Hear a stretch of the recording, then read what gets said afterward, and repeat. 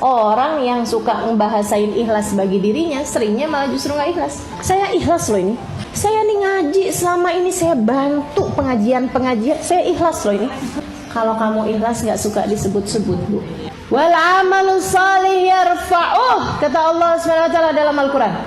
Dan amal soleh, Allah lah yang mengangkat amal soleh tersebut. Para ulama bilang, cirinya amal itu kalau diterima sama Allah SWT keangkat.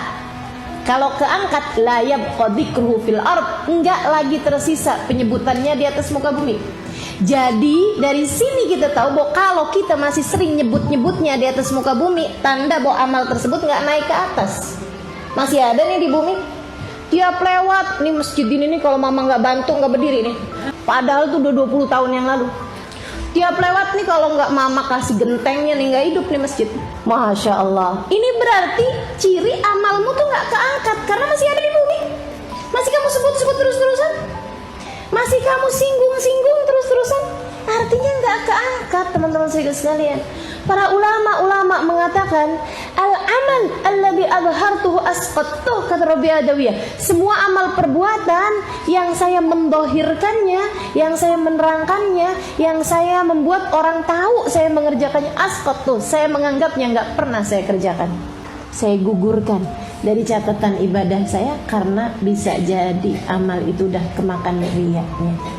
Hati-hati teman-teman sekalian, meniat nih, urusan niat bukan main-main, bukan main-main. Maka di saat kita nih lagi kerja gitu ya, niat dalam hati nih, gak usah disampai-sampai saya kerja nih tujuannya begini, gak usah.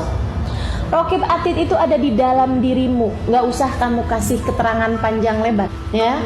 Raqib atid tuh gak pernah minta mewawancara kamu, interview. Ayo coba, kamu ngaji nih tujuannya apa? Tanya sama malaikat raqib.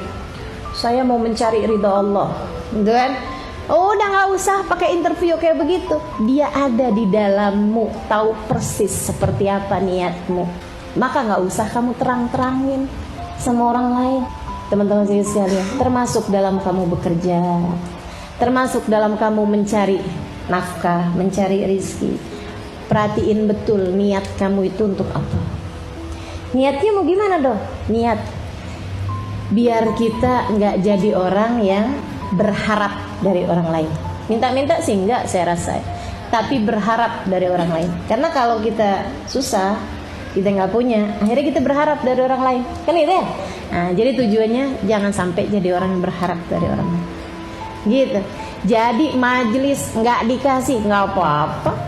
Orang saya niatnya, tujuannya bukan untuk itu kok.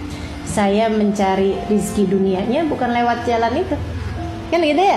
Nggak ngarep. Tapi kalau misalnya nggak punya kerjaan lain kecuali itu, kan jadi susah. Kalau kayak Ustaz Khadijah misalnya, mimpin sholawatan, nggak dikasih, nggak jadi soal istri dari Habib Salim. Kan begitu ya? Akan ada suami yang memberikan nafkah. Saya biar gini-gini punya suami loh ya. Yang bisa memberi kepada saya nafkah gitu.